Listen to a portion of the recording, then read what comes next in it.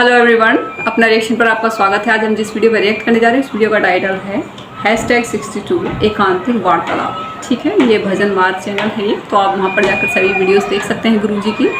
और अगर आप न्यू हैं चैनल पर तो आप चैनल को सब्सक्राइब कर दीजिएगा, लाइक कर दीजिए, शेयर जरूर कर दीजिएगा। तो वीडियो को शुरू करते हैं।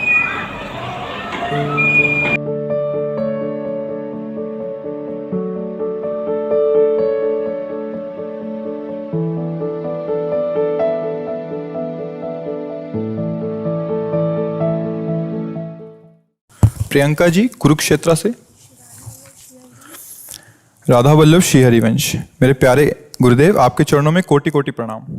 महाराज जी, श्री जी की कृपा से 4 साल से YouTube के माध्यम से आपके सत्संग सुनते हैं। महाराज जी, जीवन में अब यही आशा है कि एक पल भी श्री जी से दूर ना रहें। लेकिन मैं एक अध्यापिका हूँ, ज्यादा समय कार्य में व्यतीत होता है, उस समय भजन नहीं होता और बाद में कष्ट होता है कि सारा का सारा समय मैंने खो दिया। कृपया मार्गदर्शन करें महाराज जी। इसका प्रश्न, अपने लोग भजन का मतलब समझते हैं कि एकांत गुफा में बैठ करके जो किया जाता है या एकांत कमरे में बंद करके जो किया जाता है उसे ही भजन कहते हैं। वो भी एक भजन का एक अंग है, पर उसे सांगोपांग भजन नहीं कहते। सांगोपांग भजन कहते हैं पहले ये स्वीकार करना है संपूर्ण सृष्टि श्री भगवान की है, इसे आस्तिकता कहते हैं और ये सत्य वस्तु है।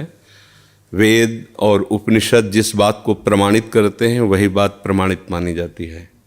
भगवान एकोहम बहुश्यामा, मैं एक बहुत रूपों में हो जाऊं, वो बहुत रूपों में खेल रहे हैं। आप उस सृष्टि में भेजे गए हैं अलग अलग सेवाओं के लिए। कोई डॉक्टर है, कोई मास्टर है, विविध प्रकार के अभिनय करके हमको अपने स्वामी से इनाम लेना है। किसी को वैरागी का अनुभव एक अभिनय है, किसी का रागी का अभिनय है, लेकिन सबका एक अब स्वांग दिया गया है। अपने स्वांग को ठीक से निभा लो तो इस माया प्रपंच से मुक्त हो जाओगे, इनाम मिलेगा। अगर तुम मास्टर हो तो बच्चे में भगवत भावना करके और शिक्षा रूपी भजन उसको दीजिए।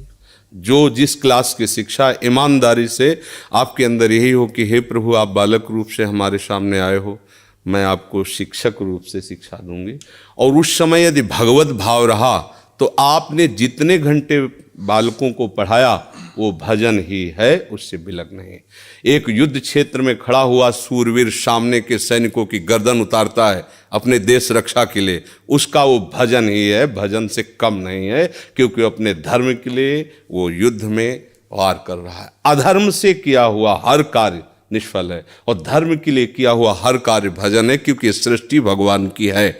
अगर एक केवल मान लिया जाएगा कि माला चलाना इतना ही भजन है तो वो भजन के सर्वरूप को नहीं जानता है। अगर ऐसा ही हो तो अर्जुन जी कह रहे हैं श्री भगवान से कि मैं संन्यास लेकर के विरक्त होकर मांग कर खाऊंगा, पर मैं युद्ध नहीं करूंगा क्योंकि इसमें हिंसा होती है। और श्री भगवान कह रहे हैं कि नहीं, तुझे युद्ध करना ही होगा।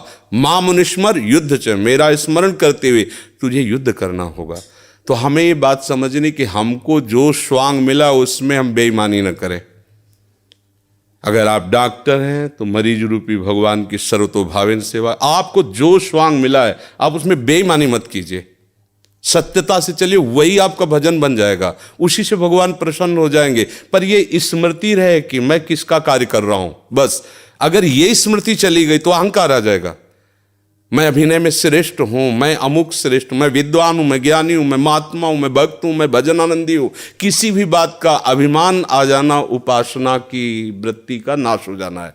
एक छोटा सा भी कार्य आपको भगवत प्राप्ति करा सकता है, उस कार्य का उद्देश्य बदल जाए। बस हम समझते हैं माला जपना ही केवल भजन। बात समझ, एक आदमी बहुत हिंसा प्रवृत्ति का था, चोर था, और हिंसा में उसको सुख मिलता था। जैसे अलग अलग, वो इतना तमोगुणी था, जब किसी को काटता और तड़पता तो उसे सुख मिलता था। सैकड़ों हजारों को ऐसे काटता रहा।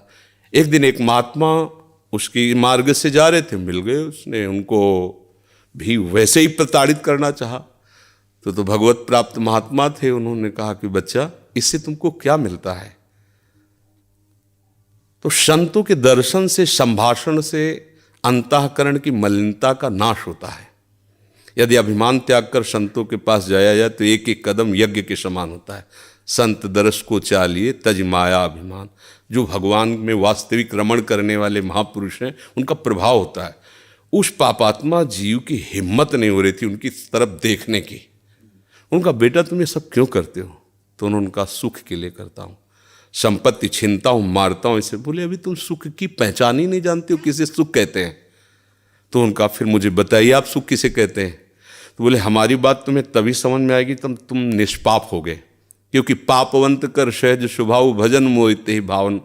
बोले महाराज क्या करूं जिससे मैं निष्पाप हो जाऊं? तो उनका हमारे भारत में पवित्र देश है, उनमें आप भ्रमण करो, अवगाहन करो, तुम पवित्र हो जाओगे। निष्पाप करने के लिए हमारे बहुत से तीर्थ हैं भारत में, तीर्थपाद प्रभु ने उनको प्रकट किया है।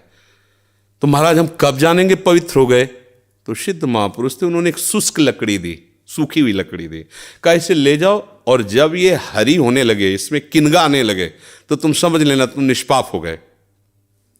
चला गुरु को प्रणाम करके 10 किलोमीटर चला हुआ, शाम हुई, एक वृक्ष बड़ा था उसके नीचे रुका। गांव में रहने का स्वभाव उसका नहीं था और उसमें 4-5 चोर बैठे हुए थे और वो नीचे जड़ में ऐसे जाके बैठ गया। रात्रि व्यतीत हो तो तीर्थयाटन को जाएंगे।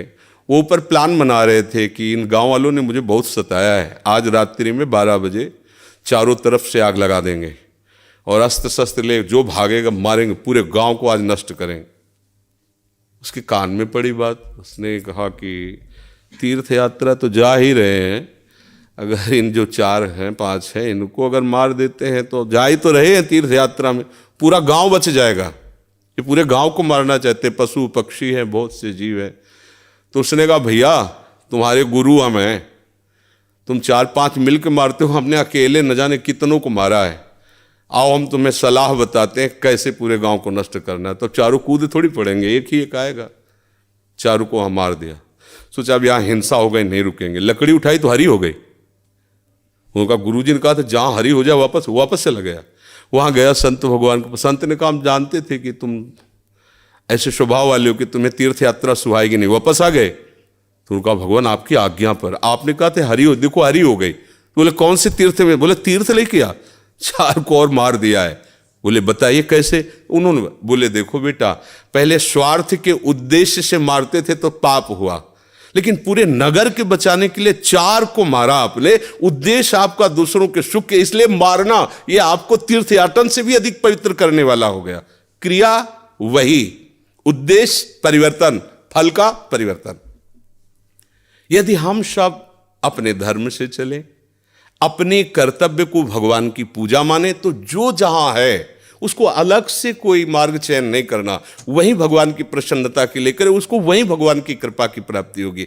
तो आपको कोई परेशानी का विषय होना ही नहीं चाहिए। आप अध्यापिका और बच्चों को पढ़ाइए और बीच बीच में राधा राधा राधा स्मरण कीजिए। जो भी कर रहे हो अपने प्रभु के लिए कर रहे हैं ऐसी भावना कीजिए। इसमें कोई श्रम नहीं, कोई परिश्रम नहीं, कोई अलग से ऐसा नहीं कि नाक दबा के बैठना है, आँख मूंद के बैठना है। तो कंप्लीट होती है और बड़ी ही इन्होंने इंटरेस्टिंग बात बताई है, बड़ी ही मतलब एक तरीके से इंफॉर्मेटिव, जो कि लोगों को इनके सवालों के जवाब ही नहीं मिल पाते हैं, या फिर वो अगर वो मिल भी जाते हैं तो वो इग्नोर कर देते हैं। अगर मान लो कोई आम इंसान इन सवालों के जवाब दे तो शायद वो कहेंगे कि तो मतलब बेकार की बातें कर रहा है। यही सवाल के जवाब अगर एक गुरु देते हैं तो बहुत ही ज़्यादा इफेक्टिव पड़ता है। मतलब जिस इंसान को, जिनको हम बहुत ज़्यादा मानते हैं, अगर वो इन सवालों के जवाब दें तो हमारे ऊपर बहुत ही ज़्यादा प्रभाव पड़ता है। ठीक है, तो अब जैसे एक ने पूछा कि मैं जो है टीचर हूँ और मुझे टाइम ही नहीं मिल पाता भक्ति करने का, मेडिटेशन करने का, भजन करने का, ये सब कुछ करने का मुझे टाइम नहीं मिल पाता। तो फिर वो ये कहते हैं कि आप जिस काम, जो भी काम आप कर रहे हैं, आप उसको ईमानदारी के साथ कीजिए। अगर आप पढ़ाई कर रहे हैं और ईमानदारी से बच्चों को पढ़ाइए, उसमें कोई भी किसी भी तरीके की पार्शलिटी नहीं होनी चाहिए, वही आपका भजन है। ठीक है, अगर कोई डॉक्टर है तो वो जो वहाँ पे जो मरीज़ हैं उनकी सेवा करना ही उसका भजन है। अगर वो वहाँ पे गलत काम कर रहा है, वहाँ से उनसे आजकल तो बिजनेस बन चुके हैं डॉक्टर्स वगैरह जो रहते हैं, या फिर टीचिंग के जो सब में बिजनेस, ये इस तरीके से बिजनेस ही समझ लीजिए, क्योंकि इन पर बस पैसे ही बढ़ाए चले जाते हैं। इनका मोटिव्स यही रहता है, बिजनेस, फ़ायदा। ठीक है, तो ये चीज़ें, तो फिर वो यही कहना चाह रहे हैं कि आप जो भी बिजनेस करते हैं, मतलब जो भी आप काम कर रहे हैं, आप उसमें अपने दिल से काम कीजिए। आप ये नहीं कि अगर डॉक्टर हैं तो आप पूरे मरीज़ के लिए आप समर्पित हो जाइए। आप ये नहीं कि आप उसे धुतकार के भगा दीजिए, उसका आप इलाज ना करें या फिर आप उससे पैसे ऐंठें। आजकल यही ज़्यादा चल रहा है, कमीशन खेलते हैं, ठीक है। तो हर चीज़ में कमीशन चलता है। तो ये जो कमीशन जो चलता है हर चीज़ का, और इससे क्या है कि मरीज जो होते हैं वो अपनी दवाओं से रह जाते हैं, वंचित हो जाते हैं अपनी उससे इलाज से। तो वो कहीं ना कहीं वो अपना क्या कर रहे हैं, वो गलत काम कर रहे हैं, ठीक है। इसी तरीके से कोई अभिनय करता है तो वो अपना ईमानदारी से करे, ठीक है, किसी को गलत ना कहे कि मतलब एक तरीके से आप जैसे मान लो कोई अभिनय करता है, कोई एक्टर है, एक्ट्रेस जो भी होते हैं, क्या होता है कि मान लो दूसरे धर्म को नीचा दिखाने की कोशिश करते हैं, उनके ऊपर विज्ञापन देंगे या फिर, तो उनका ये काम नहीं है, क्योंकि समाज उनसे सीखता है, वो समाज का आईना होते हैं, ठीक है। तो वो रोल मॉडल मानते हैं लोग उनके, तो उनकी एक ड्यूटी बन जाती है और भी ज़्यादा कि लोग हमें मानते हैं, करोड़ों लोग हमें फॉलो करते हैं, तो हम एक ऐसा काम करें जिससे कि लोगों की लाइफ अच्छी हो, हमें लोग सदियों तक याद रखें, ना कि लोग हमें गाली दें, ठीक है। तो ये ड्यूटी होनी चाहिए, क्योंकि वो समाज का आईना होते हैं, वो रोल मॉडल होते हैं एक तरीके से। छोटे छोटे बच्चे हो गए या बड़े हो गए या फिर यूथ हो गए, ठीक है, क्रिकेटर हो गए, ठीक है। क्रिकेटर वो इनकी भी ड्यूटी होती है कि किस तरीके से इनको अपनी जैसे वो एक क्रिकेटर एक जो जैसे MS धोनी है, ये क्या लीडर है, कैप्टन। तो कैप्टन का काम क्या होना चाहिए, अपनी टीम को ईमानदारी से काम करना, ये नहीं कि किसी को पार्शलिटी या द्वेष की भावना से उसको बाहर निकाल दे, ठीक है। ये चीज़ें एक उसमें नहीं होनी चाहिए। और MS धोनी जैसे एक क्रिकेटर हैं, उनकी काफ़ी रिस्पेक्ट की जाती है इनको। तो मतलब कहने का मतलब ये है कि आप जिस भी फील्ड में है ना, आप उसको ईमानदारी से कीजिए। चाहे मैं वीडियो बना रही हूँ, रिएक्शन चैनल है मेरा, तो मैं अपना ईमानदारी से अपने सनातन धर्म को प्रमोट करूँ, ठीक है। अगर उसमें कुछ कमियां हैं तो मैं उसको भी करूँ, अगर मान लो उनकी अच्छाइयाँ हैं तो उनको भी बताऊँ। तो ये सारी चीज़ें एक ईमानदारी से काम करना अपना, ठीक है, पार्शलिटी नहीं करना। ये नहीं कि आप अपने धर्म के बारे में बुराई कर रहे हो और उनकी तारीफ़ कर रहे हो। मैंने ऐसे बहुत देखे हैं ऐसे लोग जो कि अपने आप को एक्टिविस्ट बोलते हैं, मीन्स जिस धर्म से वो रिलेट करते हैं उसी धर्म की वो बुराई करेंगे और दूसरे की वो तारीफ़ें करते हैं। तो जब तक आप अपने धर्म को नहीं पढ़ोगे तो आप कैसे, अपने धर्म को पढ़ना बहुत ज़रूरी है, ठीक है। बहुत ज़्यादा ज्ञान पेलते हैं, पता नहीं कौन थे, कि वो कहते हैं कि करवा चौथ क्यों मनाते हैं। करवा चौथ से ऐसे तो मोदी जी के ऊपर वो लिया था कि वो 70 साल से मतलब अभी तक कुछ तो हुआ नहीं है, तो कोई फास्ट वगैरह, तो उनको पता है फास्ट कोई रखता है या नहीं रखता है, उनकी वाइफ है, ठीक है।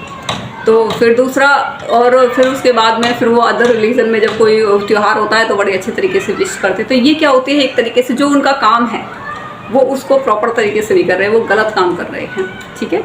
और रही बात करवा चौथ की, करवा चौथ ये नहीं होता है कि जी चलो अपने पति की उम्र के लिए तो हम काम वो करते ही हैं कि ठीक है, लेकिन एक प्यार भी रहता है जिससे कि आपका प्यार बना रहता है। आपको एक एग्जांपल देती हूँ कि एक बार हस्बैंड वाइफ में डिवोर्स होने वाला था, तो उससे करवा चौथ बीच में पड़ गया। तो वाइफ से पूछा कि क्यों ना आप डिवोर्स के पेपर पे साइन कर दीजिए, तो वो कहते नहीं, ये करवा चौथ है, इसको मना के फिर उसके बाद देखते। तो आप खुद देखिए कि करवा चौथ की कितनी अहमियत है एक लेडीज़ के लिए, जो एक शादीशुदा लेडी है उसके लिए कितनी अहमियत होती है इसके लिए, ठीक है। तो वो फिर क्या है कि जब इस तरीके से लड़ाई झगड़े भी हो रहे हों और आप करवा चौथ का फास्ट रखते हैं तो वो सारे मनमुटाव दूर हो जाते हैं आपके। तो इससे क्या है कि आपकी लाइफ और भी ज़्यादा, जहाँ पे आपके रिश्ते टूट रहे हैं वहाँ पे आपके रिश्ते बन जाते हैं। तो ये लोग, पता तो सबको सब कुछ होता है, ठीक है, लेकिन क्या होता है कि किसी को नीचे भी तो दबाना है। तो ये सारी चीज़ें होती हैं, ठीक है। बहुत ज्ञान पेलने वाले मिल जाते हैं और हमारे यहाँ तो भरे पड़े फ्रीडम ऑफ स्पीच के नाम पर बहुत गालियाँ देते हैं हिंदुओं को, ठीक है। अच्छा, इन्होंने जो इनका जो कहने का मोटिव था, जैसे कृष्ण जी कहते हैं कि वो जो अर्जुन कहते हैं कि जी मैं तो नहीं लड़ सकता, ठीक है। तो वो कहते हैं कि आप तुमको लड़ना ही होगा, तुम्हें युद्ध करना ही होगा, ठीक है। तो अब जैसे एक जो सैनिक होता है उसका युद्ध के मैदान में युद्ध करना ही उसका सबसे बड़ा भजन है, सबसे बड़ा धर्म है, ठीक है। तो उन्होंने कहा है कि आप जिस भी फील्ड में हैं आप ईमानदारी से काम कीजिए, वही आपका भजन है, वही आपका कीर्तन है, वही आपका ईश्वर का नाम लेना है। एक अगर गृहिणी होती है वो अपनी गृहस्थी में पूरी ज़िंदगी लगा देती है अपनी, उसको वक्त नहीं मिलता अपने लिए भी, तो वही उसका भजन है, वही इसका कीर्तन है, वही सारा कुछ वही है। वो अपनी फैमिली को अपना पूरा ज़िंदगी दे देती है, वो अपना अस्तित्व उसका ख़त्म हो जाता है, वो अपने अस्तित्व की तरफ कभी ध्यान नहीं देती, वो सिर्फ अपनी फैमिली में लगा देती है उसे। तो यही उसका भजन होता है, ठीक है। अगर वो अपनी केयर करती है तो और भी अच्छी बात है, लेकिन वो फिर भी अपने आप को भूल के अपनी फैमिली को समर्पित हो जाती है। ठीक है, तो वीडियो काफ़ी अच्छी थी और इनसे हमें काफ़ी ज्ञान प्राप्त होगा। मैं और भी इस तरीके की वीडियोस लेकर आपके लिए आती रहूँगी और आप बताइएगा कैसा लगा हमारा रिएक्शन। अगर आपको ये वीडियो पसंद आई हो तो आप इस चैनल को सब्सक्राइब कर दीजिए, लाइक कर दीजिए, शेयर जरूर कर दीजिएगा। जय श्री राम।